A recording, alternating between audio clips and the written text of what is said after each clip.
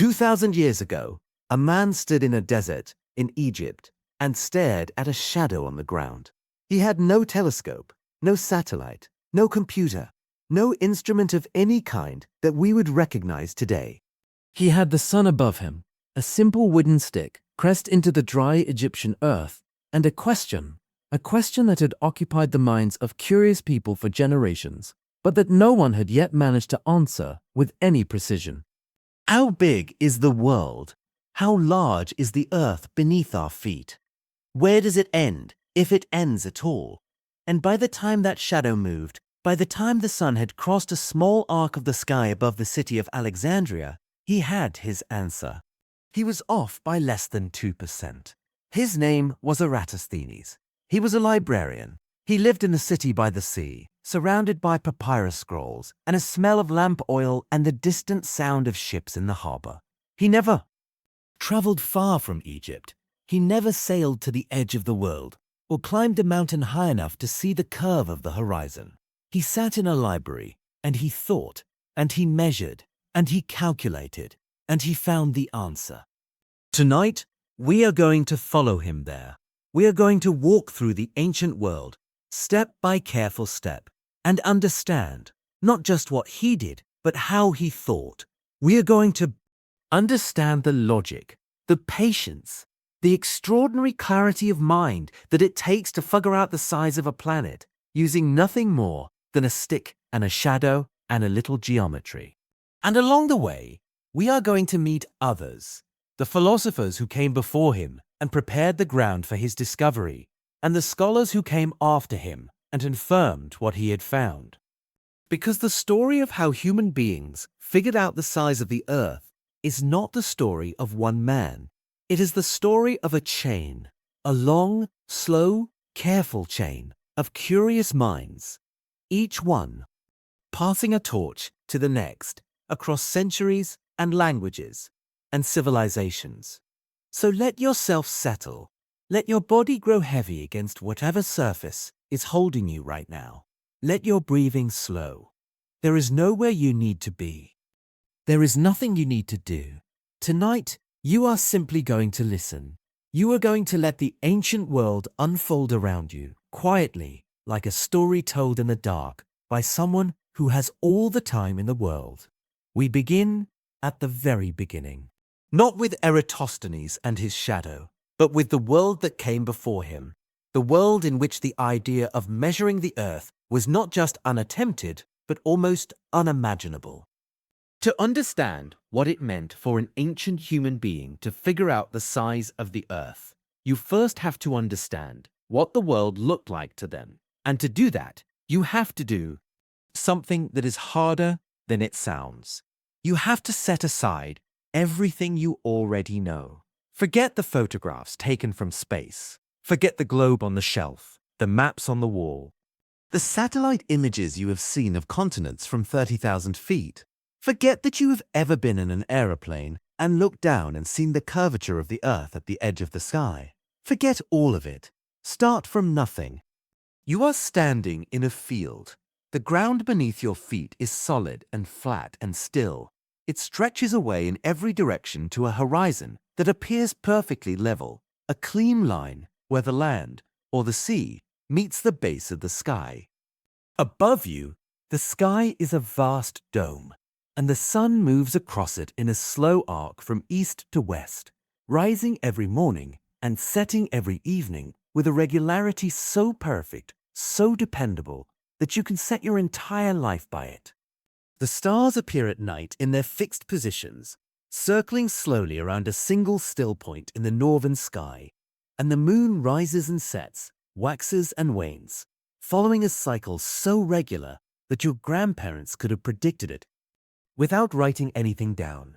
This is the world as it presents itself to the naked eye, and it is a world that, if you look at it honestly and without any prior knowledge, looks very much like a flat surface under a rotating dome. Because that is exactly what it looks like. The evidence of your senses, unassisted by any instrument or any accumulated scientific understanding, points directly and clearly to a flat Earth. So it is not surprising that the earliest human civilizations, the ones that left written records we can still read today, believed the Earth was flat. The surprising thing, the genuinely remarkable thing, is that some of them eventually stopped believing it, because overcoming the evidence of your own senses, the evidence of everything you have ever seen and touched and stood upon, requires something unusual. It requires the willingness to follow an argument wherever it leads, even when it leads somewhere that feels deeply wrong. The ancient Babylonians, whose civilization flourished in what is now Iraq from around 3500 BC, left us some of the earliest records of how people imagined the shape of the world. Their universe was a cosmos of orderly, nested structures. The Earth was a flat disk, surrounded by a ring of ocean, enclosed inside a dome of solid sky. Beneath the Earth was a vast underworld, the realm of the dead. Above the dome of the sky were the waters of heaven, held back by the firmament. The stars were windows, or lamps, or holes in the dome, through which the divine light of the upper waters shone through. It was a complete and internally consistent picture of the universe. It explained everything that needed explaining. The Babylonians were extraordinary astronomers. They tracked the movements of the planets with a precision that took centuries of careful observation. They could predict eclipses. They developed a mathematics of considerable sophistication. And they did all of this within the framework of a flat Earth. Because a flat Earth was not an obstacle to those observations. The planets moved across the dome of the sky regardless of whether the ground beneath was flat or curved. The eclipses happened regardless. The mathematics worked regardless. The ancient Egyptians had their own picture of the cosmos, no less beautiful and no less complete.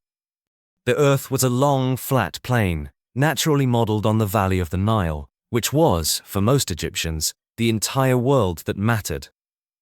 The god Geb lay flat, stretched out, and his body was the earth.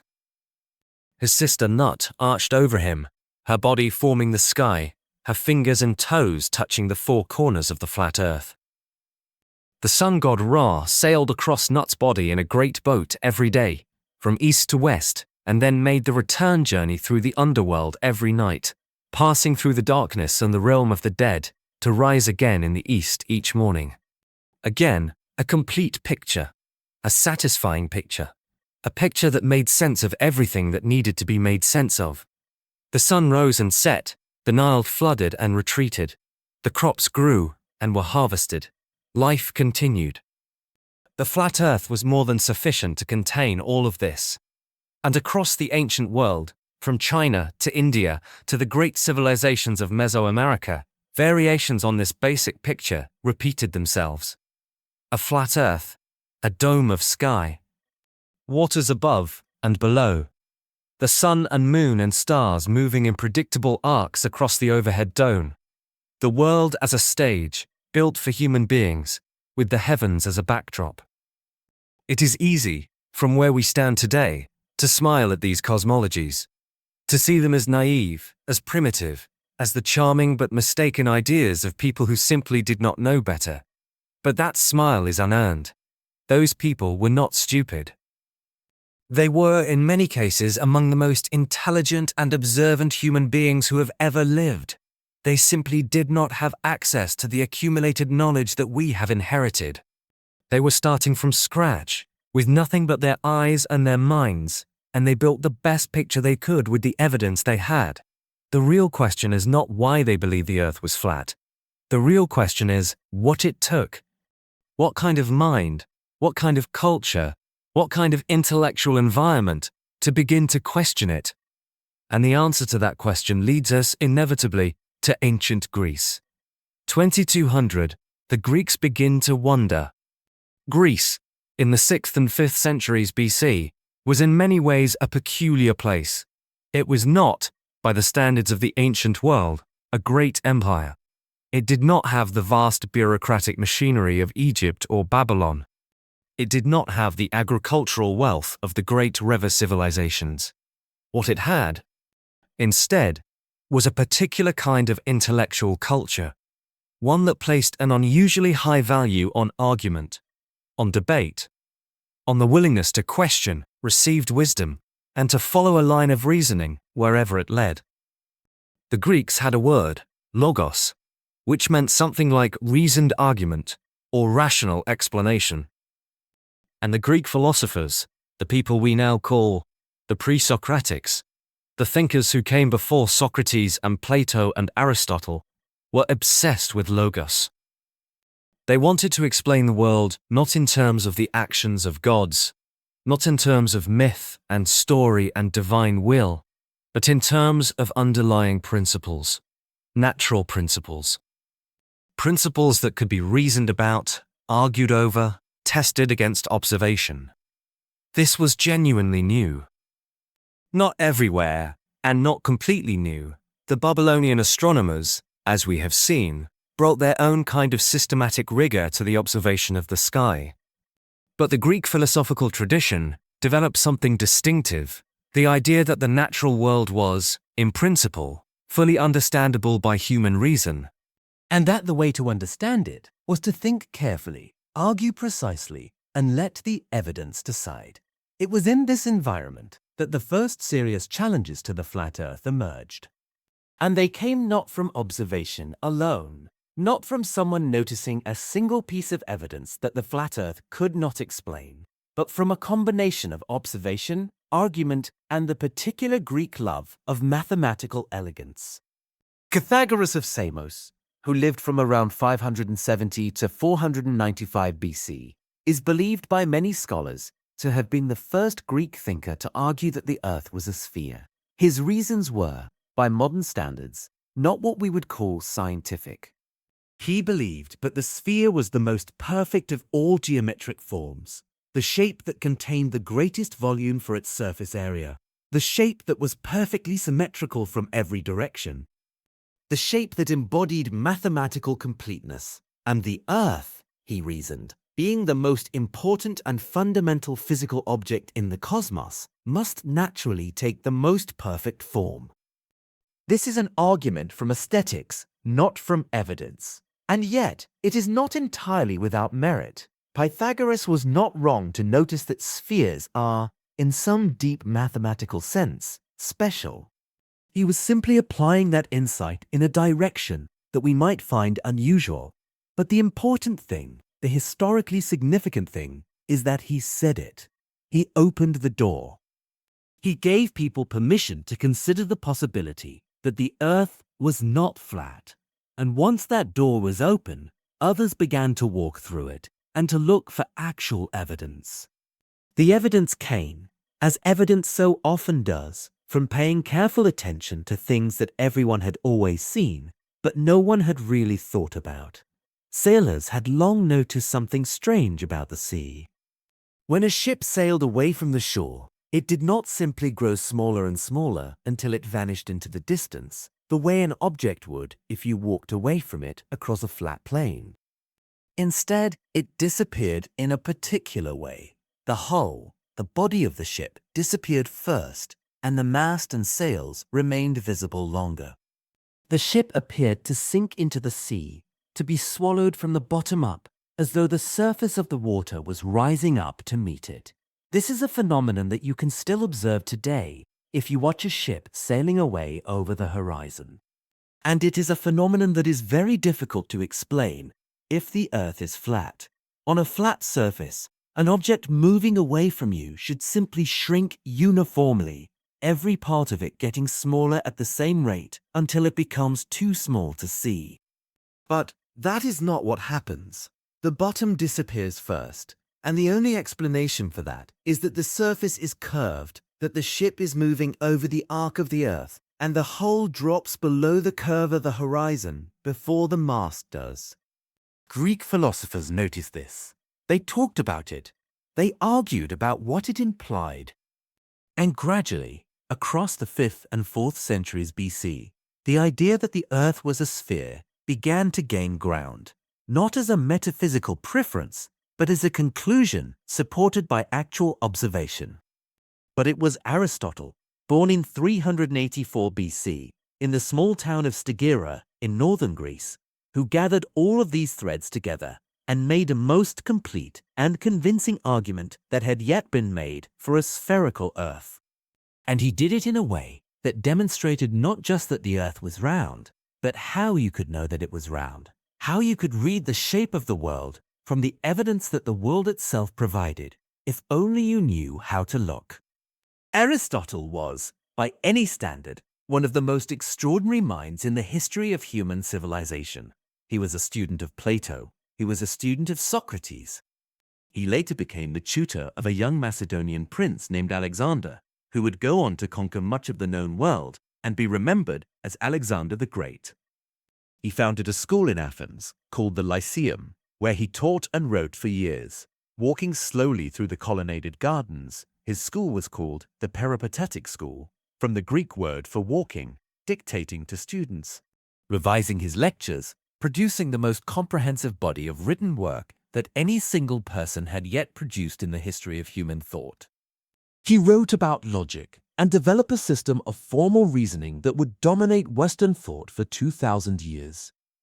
He wrote about physics and proposed explanations for motion, weight, and the behavior of matter that, while not correct by modern standards, were the most systematic attempt that anyone had yet made to explain the physical world. He wrote about biology, and his careful observations of animals and plants were so accurate and so detailed that they remained useful to naturalists almost 2,000 years after his death. He wrote about politics and ethics and poetry and theatre and rhetoric and meteorology and the soul and the nature of happiness. And he wrote about the shape of the earth. Aristotle's argument for a spherical earth rested on several distinct pieces of evidence, and it is worth going through them carefully, because they represent something important. The first time in recorded history that someone assembled a genuinely rigorous, multi-source scientific case for a specific claim about the shape of the world. The first piece of evidence was the one we have already mentioned, the disappearance of ships over the horizon. Aristotle noted this, explained it correctly in terms of a curved surface, and used it as one thread in his argument. But it was not his strongest thread. His strongest thread came from the sky. A lunar eclipse, an eclipse of the moon, happens when the Earth passes between the sun and the moon, and the Earth's shadow falls across the face of the moon. It is a beautiful and slightly eerie event to watch. The moon, which is normally bright and white, begins to darken it at one edge, the shadow moving slowly across its face, sometimes turning it a deep orange red, before the shadow passes and the full moon returns. You need no instrument to watch a lunar eclipse. You need only a clear night and eyes. Aristotle watched lunar eclipses, and he noticed something about the shadow that the Earth cast on the moon. He noticed that the edge of the shadow, the boundary between the lit part of the moon and the shadowed part, was always curved. Not sometimes curved, not usually curved, not curved when the moon happened to be at a particular position in the sky. Always curved, every single time. Every lunar eclipse, in every part of the sky, at every time of year, the edge of the Earth's shadow on the moon was a perfect arc. He asked himself what this meant. And the answer, when he thought it through carefully, was simple and decisive. Only one shape of object casts a circular shadow from every possible angle. That shape is a sphere.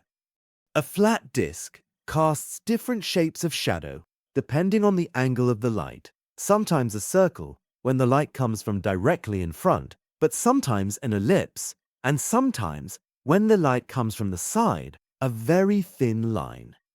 But a sphere casts a circular shadow from every direction because a sphere is symmetrical in every direction. No matter how the light hits it, the shadow has the same basic shape. The Earth, Aristotle concluded, was a sphere, and the shadow it cast on the moon was the proof.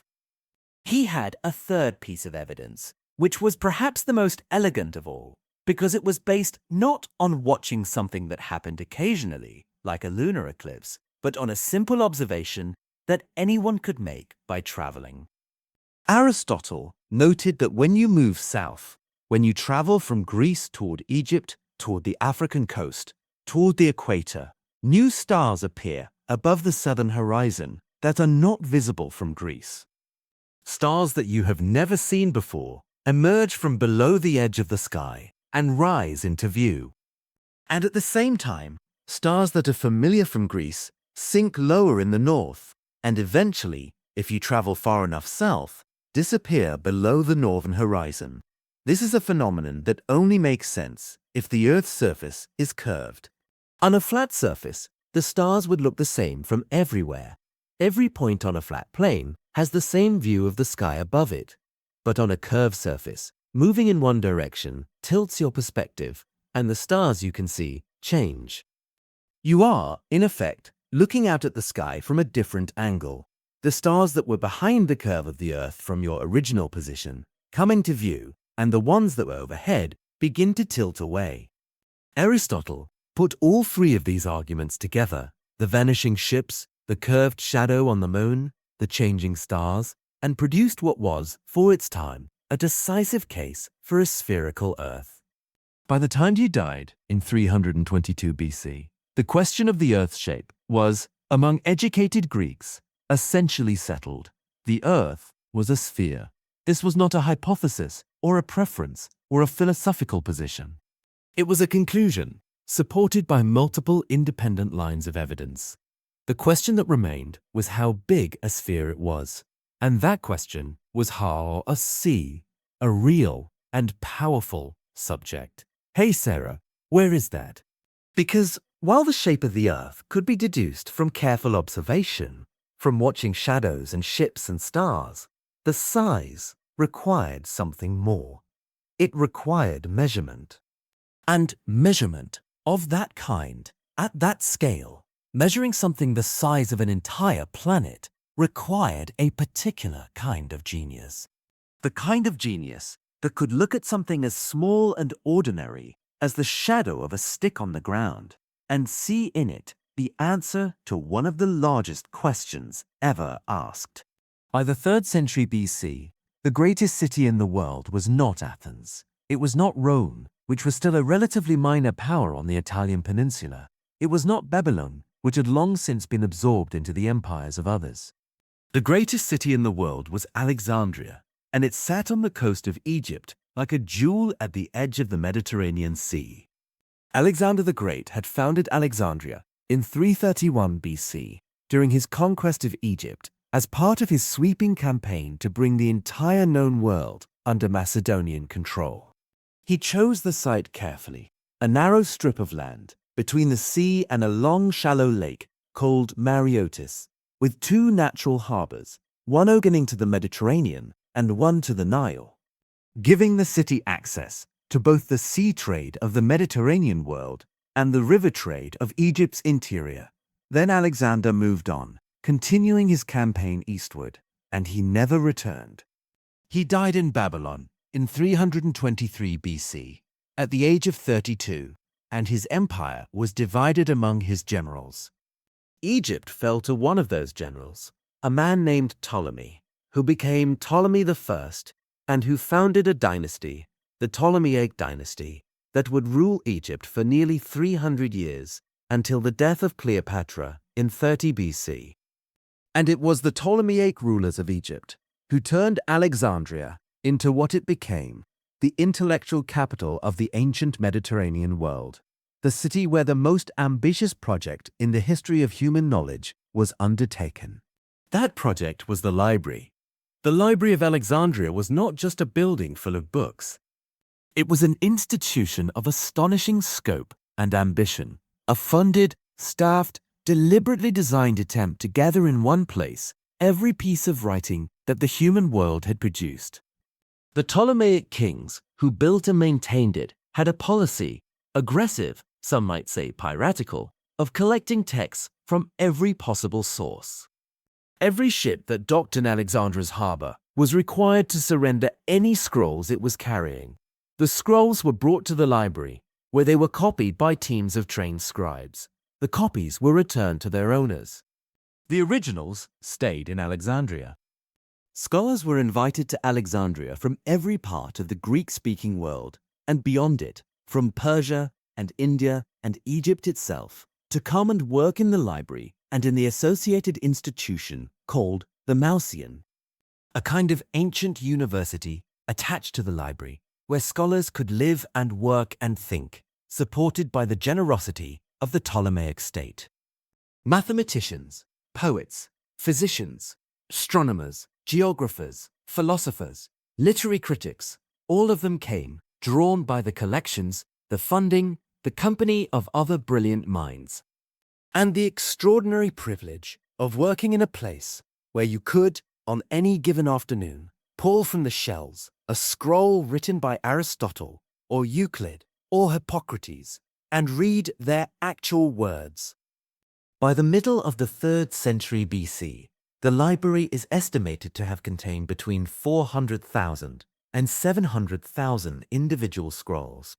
The number is difficult to verify. We have no surviving catalogue, but every account we have from ancient sources suggests a collection of a size that was simply without precedent in the ancient world.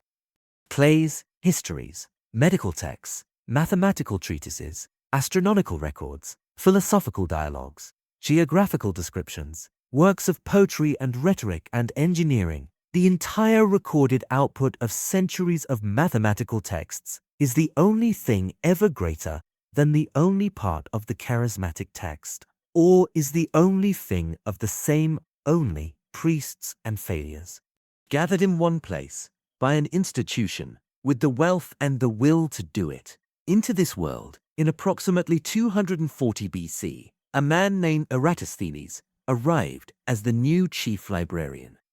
Eratosthenes was born around 276 BC in the city of Cyrene on the coast of what is now Libya. Cyrene was a prosperous Greek colony, a city of some culture and intellectual life, and Eratosthenes received a good early education there before traveling to Athens to study at the Platonic Academy and other philosophical schools. He was, from an early age, a person of extraordinary breadth, equally at home with mathematics and with literary criticism, with geography and with philosophy, with the precise and the humane. His rivals in Alexandria, and there were rivals, because the library attracted brilliant and competitive people, called him Beta, the second letter of the Greek alphabet. Their implication was that he was never quite the best at anything. Not the finest mathematician, not the greatest geographer, not the most distinguished poet, always second, always almost, always the runner-up, Beta. History has not been kind to that assessment. The things that Eratosthenes did, the actual intellectual contributions that carry his name down to us across 2¼ millennia, are not the contributions of a second-rate mind.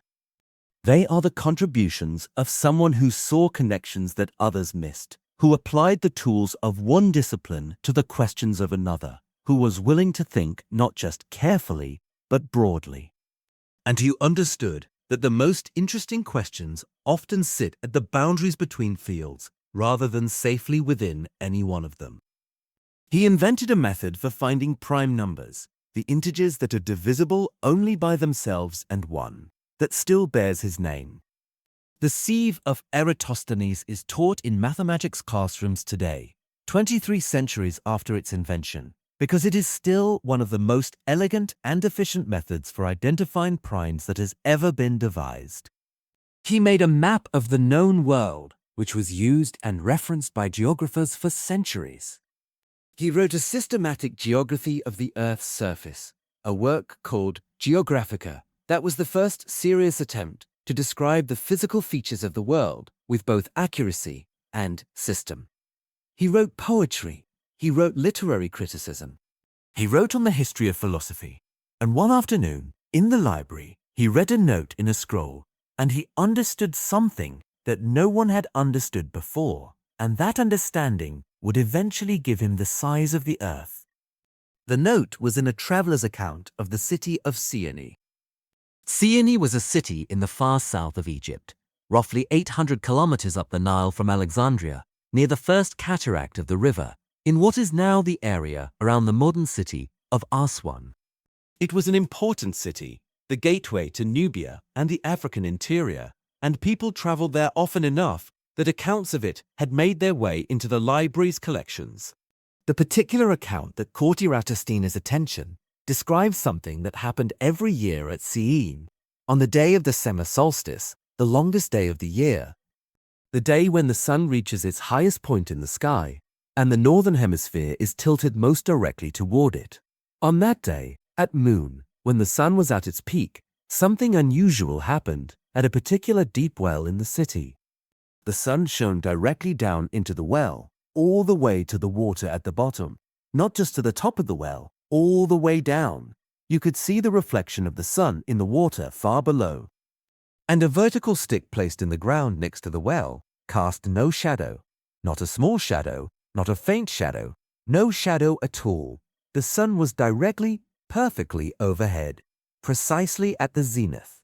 Eratosthenes set the scroll down. He sat in the quiet of the library, surrounded by the smell of papyrus and the distant sounds of the city outside, and he thought about what he had just read. He knew, because he had observed it himself, or because the records of the library told him, that in Alexandria, on the same day, at the same time of year, a vertical stick placed in the ground did cast a shadow. Not a large shadow, not the long shadow of early morning or late afternoon, but a real measurable shadow. The sun was not directly overhead in Alexandria on the summer solstice. It was south of overhead, tilted toward the south, so that a stick pointing straight up was tilted away from the sun by a small but definite angle. He asked himself, why would the sun appear to be in different positions when seen from two different places on Earth at exactly the same moment? If the Earth were flat, this should not happen. If you imagine the sun as an immensely distant source of light, and the sun is indeed immensely distant, so distant that its rays arrive at the Earth essentially parallel to one another, then those parallel rays should hit a flat surface at the same angle everywhere on that surface. A stick pointing straight up in Alexandria and a stick pointing straight up in Syene on a flat Earth should both cast the same shadow, or both cast no shadow. They should behave identically because the flat surface orients them identically relative to the sun, but they did not. The stick in Alexandria cast a shadow, the stick in Syene cast none. The sun appeared to be at different angles when seen from the two cities. This could only mean one thing. The surface of the Earth was not flat between Alexandria and Syene. It was curved. The two cities were on a curved surface, and that curvature meant that they were oriented at slightly different angles relative to the sun. Syene happened to be positioned so that it was tilted directly toward the sun on the summer solstice. The sun was exactly overhead. Alexandria, further north, was tilted slightly away, so the sun appeared to be slightly south of overhead. And here is where Eratosthenes' genius came in, because he did not just notice this. He realized that this difference in angle, this small measurable difference in the position of the sun as seen from two different cities, was not just evidence that the Earth was curved. It was a measurement of how curved it was.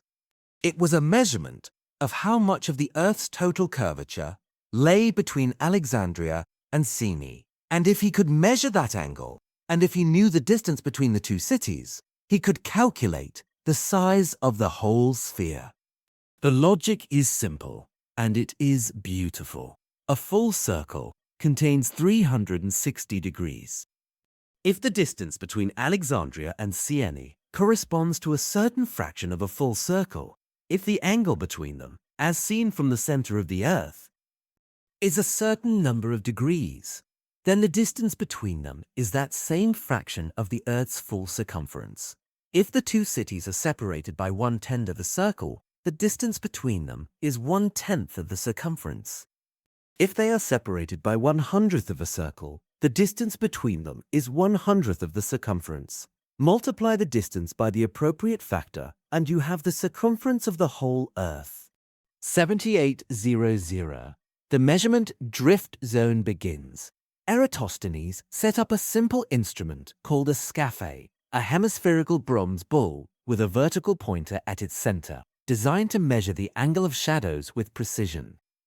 On the day of the summer solstice, at noon, he used it to measure the angle of the shadow cast in Alexandria. The angle was 7.2 degrees. He sat with that number, 7.2 degrees. He turned it over in his mind, examining it from every direction, the way a mathematician examines a number, not just accepting it as a datum, but understanding what it implies, what it connects to, what it is a part of. 7.2 degrees. A full circle is 360 degrees. How many times does 7.2 go into 360? 50 times. 7.2 degrees is exactly 1/50th of a full circle, which meant that the arc of the Earth's surface between Alexandria and Syene was 1/50th of the Earth's full circumference, which meant that the distance between the two cities, 800 kilometers, or the equivalent distance in the units of the time, was 1/50th of the total circumference of the Earth. Multiply 800 by 50. 40,000 kilometers. That is the circumference of the Earth, as calculated by Eratosthenes in the Library of Alexandria in approximately 240 BC. The actual circumference of the Earth, as measured by modern satellites and geodetic instruments of extraordinary precision, is 40,075 kilometers. His error was less than 2%. Let that settle for a moment. No aeroplanes, no satellites, no GPS, no radar, no radio telescopes, no computers of any kind.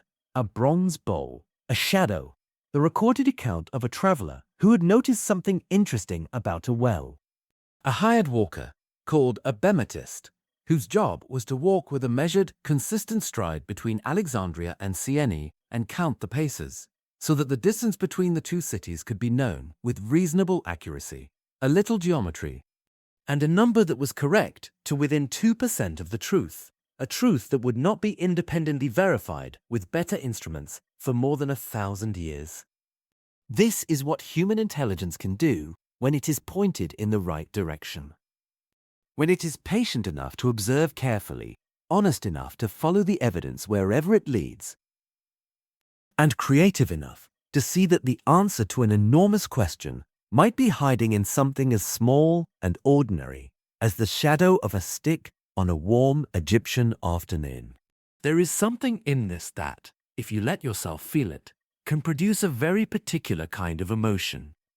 Not quite joy, not quite awe, but something that sits between the two, a sense of the depth and the strangeness and the beauty of the human capacity for understanding. We are animals. We evolved on the surface of a planet, shaped by millions of years of selective pressure to be good at surviving and reproducing in a particular set of environments. We were not designed to know the size of our planet. We were not designed to think about geometry, or to use the angle of shadows to measure the curvature of a sphere. These are not things that evolution prepared us for. And yet, here we are, doing them. Here was Eratosthenes, doing them 23 centuries ago, with nothing but his mind and a bronze bowl. The world is strange, and the human mind is stranger still. And on some quiet nights, when you have the space to think about it slowly, that strangeness can feel like the most wonderful thing in the world. Eratosthenes grew old in Alexandria. He continued to work, to write, to think, to walk in the colonnaded gardens of the library and the Mausian, to correspond with scholars across the Greek-speaking world, to refine his maps and his geographical calculations. He was, by the accounts that survive, respected and admired, his rival's nickname of Beta notwithstanding, as one of the finest minds of his generation. In his old age, his eyesight began to fail. First slowly, then faster, until he was effectively blind, unable to read the scrolls that had been the substance of his life, unable to see the stars he had spent decades observing, unable to do the work that gave his life its meaning. The accounts we have suggest that he found this unbearable, and around 1940 BC, in his 80s, he is said to have voluntarily stopped eating, a quiet, deliberate end to a long and extraordinary life. His book survived him. His calculations survived him. His measurement of the Earth's circumference was quoted and referenced and built upon by scholars and geographers for centuries after his death, carried forward in the writings of Strabo and Ptolemy and others. Passed from hand to hand in a long chain of copying and citation that constitutes, in many ways, the basic mechanism by which human knowledge persists across time. But the ancient world was not stable. It never is. Empires rise and fall. Libraries burn or simply decay. Languages change until the texts written in them become unreadable without specialized knowledge. The Roman Empire absorbed Egypt and the rest of the Greek world, and while the Romans were great admirers of Greek learning, they were not always assiduous preservers of it. The Library of Alexandria declined over centuries, damaged by fire during Julius Caesar's visit in 48 BC, diminished further by conflict and neglect in the centuries that followed, eventually fading from the institution it had once been into something much smaller and less significant. Much was lost. We do not know how much, because we do not know what was there to begin with. But we know that vast quantities of ancient writing are simply gone. Works that we know existed because other writers quoted from them. Works that we can only glimpse through fragments and references and citations. The actual texts vanished into the long darkness of the centuries. And yet, the knowledge did not entirely disappear, because there were people in every generation who understood its value and worked to preserve it. In the centuries after the fall of the Western Roman Empire, as the Greek-speaking world contracted and the old centers of learning declined, a remarkable thing began to happen in a different part of the world. In the cities of the Islamic world, Baghdad, Cairo, Cordoba, Samarkand, a new intellectual culture was rising, one that was deeply and deliberately committed to the recovery and extension of ancient knowledge. The early Islamic caliphs were, many of them, passionate patrons of learning. They understood, or were advised by people who understood, that the Greek philosophical and scientific tradition represented something enormously valuable, something that it would be foolish to let disappear simply because it was written in a language that fewer people now read. And so they sponsored, on a vast scale, a project of translation. Translators working in Arabic, working sometimes from Greek directly, sometimes through Syriac intermediary texts, produced Arabic versions of the works of Aristotle, Euclid, Hippocrates, Ptolemy, Archimedes, and dozens of other Greek authors. The works of Eratosthenes, or at least summaries and accounts of his methods and results, were among those that survived this process and entered the Arabic scholarly tradition. The great center of this translation and preservation effort was Baghdad, specifically an institution called the House of Wisdom, the Beit al-Hikmah, founded under the Abbasid Caliph Harun al-Rashid in the late 8th century and expanded enormously by his son al-Mamun in the early 9th. The House of Wisdom was, in some ways, a direct spiritual successor to the Library of Alexandria, an institution funded by the state and dedicated to the collection and study of all available knowledge, with scholars invited from across the Islamic world and beyond, working in a culture that took the life of the mind seriously and was willing to invest real resources in it. In this world, in this culture, the question of the size of the Earth was not a forgotten curiosity. It was an active research question. The scholars of the House of Wisdom knew what Eratosthenes had done. They had read the accounts of his method. And some of them set out to do it again, to make their own independent measurement, using their own methods, and to see whether they arrived at the same answer. They did. The Caliph al-Mamun sponsored a direct measurement of the Earth's circumference, carried out by a team of surveyors who measured a degree of latitude on the flat plains of Mesopotamia by walking a straight line northward and measuring both the distance covered and the change in the angle of the polar star. Their result was close to Eratosthenes, close enough to confirm, independently, that the Earth was indeed a sphere of roughly the size he had calculated. The knowledge was confirmed. The measurement stood.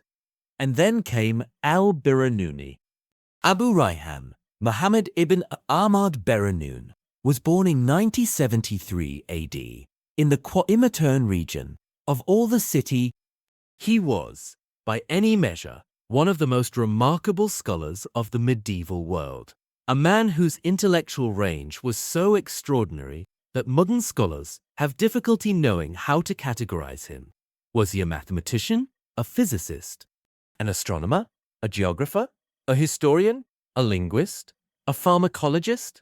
He was all of these things, and others besides. He wrote in Arabic, the scholarly language of his world, as well as in Persian, his native tongue. He studied Sanskrit and became one of the first Islamic scholars to engage seriously and sympathetically with Indian science and philosophy, producing a monumental account of Indian civilization called the Kitab al-Hind, the Book of India, that remains one of the most important historical sources on medieval India. He wrote about mathematics and made contributions to trigonometry that were ahead of his time.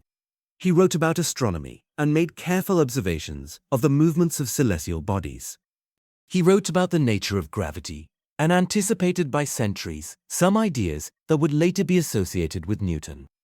And at some point, the exact date is uncertain, but it was probably in the early 11th century, during a period when Al-Biruni was in what is now Afghanistan and Pakistan. He climbed a mountain, or stood at the top of a high hill, and made a measurement. Al-Biruni's method for measuring the size of the Earth was completely different from Eratosthenes. It did not require two cities, or a simultaneous measurement, or a hired walker to count paces. It required only one person, standing at the top of a mountain, with instruments to measure two things: the height of the mountain above the plain below, and the angle of the dip of the horizon. The dip of the horizon is something that becomes visible when you stand at a great height on a clear day. At sea level, on flat ground, the horizon appears to be exactly at eye level. It appears to be horizontal, a level line stretching all the way around you. But when you climb high enough to see a significant stretch of the Earth's surface in every direction, the horizon begins to appear slightly below eye level. It dips. The higher you go, the more it dips. And the amount of this dip is a function of the curvature of the Earth. It depends directly on how curved the surface is, and therefore on how large the sphere is. A larger sphere would mean a smaller dip. A smaller sphere would mean a larger dip. By measuring the dip precisely, and by knowing the height of the mountain, you can calculate the radius of the sphere. Al-Biruni made this measurement. He used instruments of his own construction, instruments based on principles of trigonometry that he had thoroughly mastered and, in some cases, helped to develop. His instruments allowed him to measure angles with considerable precision, and he understood both the theory behind the method and the sources of error that might affect the result. His calculation of the Earth's radius was close to the correct value, remarkably close for a measurement made by a single person on a single afternoon with medieval instruments.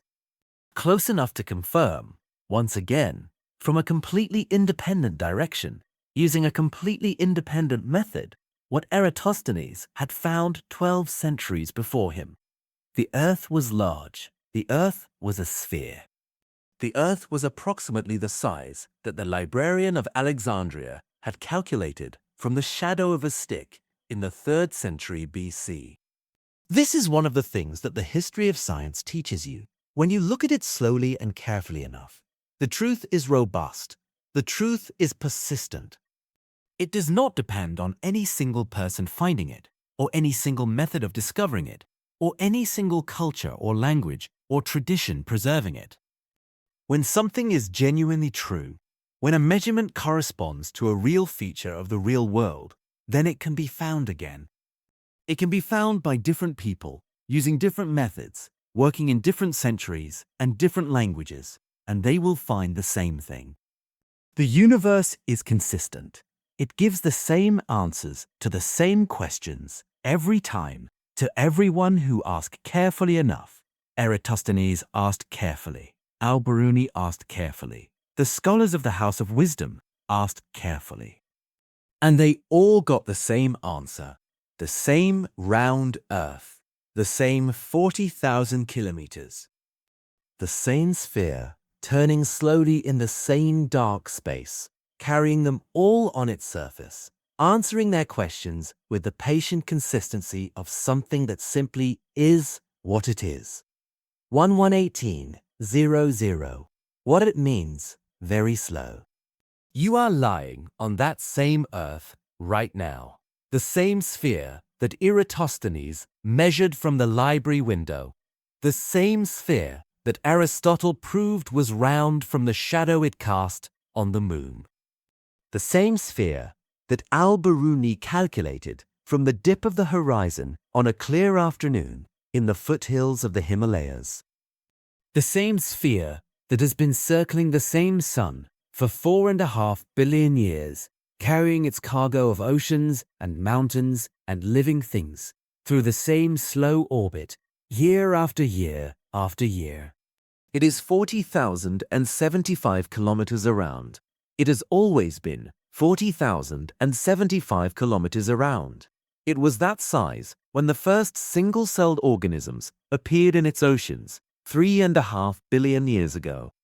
It was that size when the dinosaurs walked across its surface. It was that size when the first human beings looked up at the stars and began to wonder what they were. It was that size when Eratosthenes held his shadow-measuring instrument up to the noon sun in Alexandria. It is that size tonight. There is something about the very long timescales of the Earth, about the fact that the ground beneath you is ancient beyond imagination, that the rock under the soil of wherever you are lying tonight has been ocean floor and mountain summit and desert dune, or expanding in, that the atoms in your body have been part of stars that exploded before the sun existed. There is something about all of this that can feel, in the right state of mind, deeply restful. The world is very old. It has been here for a very long time, and it will be here for a very long time after you and I are gone. The questions that Aristotle asked are still being asked. The curiosity that drove Eratosthenes to measure a shadow is still alive in every human being who has ever looked at something ordinary and wondered what it means, who has ever followed a question to its answer and found another question waiting there. That curiosity is one of the most fundamental things about us, more fundamental perhaps than we usually recognize. It is older than writing, older than cities, older than agriculture. Our ancestors were curious about the world they lived in for hundreds of thousands of years before any of them thought to write anything down. They watched the sky. They noticed patterns. They told stories to explain what they saw. They passed the stories on. And eventually, someone found a way to move from stories to measurements, from myths to mathematics, from imagination to evidence. Eratosthenes was one of those people. Al-Biruni was one of those people. Aristotle was one of those people. The unnamed Babylonian scribes, who recorded centuries of astronomical observations so carefully that the data is still usable today, were those people. The sailors who noticed that ships sank hull first over the horizon and mentioned it to someone, who mentioned it to someone else, who eventually mentioned it to a philosopher, who thought about it seriously, they were those people too.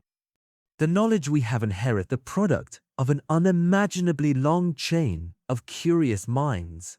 Every generation received something from the one before it, added something of its own, and passed it on to the one after. The chain is not unbroken. There were losses, great losses, books burned and languages forgotten and institutions destroyed, but it was never entirely severed. Something always survived. Something was always carried forward. Someone always understood that what they had received was too valuable to let disappear. You have received it. Tonight, lying here, breathing slowly, letting the world outside fall away, you are at the end of that chain. Or, rather, you are the latest link in it, because the chain continues, and what you know and what you understand will, in whatever form you pass it on, become part of what comes after you. That is not a burden. It is, if you let it be, a comfort. You are not alone. You have never been alone. Every person who has ever lived has been part of this same long conversation about what the world is and how it works, and what it means to be a conscious creature moving through it. Eratosthenes was part of it. Al-Biruni was part of it. You were part of it. The conversation is very old and very wide and very deep, and there is always room in it for one more curious mind. The Earth is 40,000 kilometers around. A man figured that out with a stick and a shadow 2,000 years ago in a library by the sea. He was off by less than 2%. The same Earth is carrying you right now. Through the dark, through space, around the sun, at a speed of 30 kilometers per second, on a path it has followed for 4.5 billion years. You cannot feel the speed. You cannot feel the movement. You feel only the ground beneath you, solid and still, holding you up the way it has held up every creature that has ever lived on its surface. Breathe slowly. The world is old, older than you can really imagine. The rock beneath the soil, beneath the floor, beneath you, has been here longer than life has existed on this planet. It has been ocean floor and mountain and desert and glaciated plain. It has been everywhere that the slow shifting of continents has carried it over the billions of years, and it is here tonight, solid, still, holding you. Eratosthenes died in this same world. Aristotle died in it. Al-Biruni died in it. Every person who ever lived died on the surface of the same sphere, the same 40,000 kilometers, the same ancient turning rock, and they're at rest now, the way you will be at rest tonight. The Earth is patient. It has been turning for 4.5 billion years. It will turn a little more while you sleep. It will carry you gently through the dark, the way it always has, the way it always will. Let your body grow heavy. Let your breathing slow. Let the questions rest. They will still be there in the morning. The questions always are. The universe is very old and very patient, and it will wait for you. Tonight, you do not need to measure anything. Tonight, you do not need to know anything. Tonight, you only need to rest. On the same earth that Eratosthenes stood on, under the same sky that Aristotle watched, turning slowly in the dark.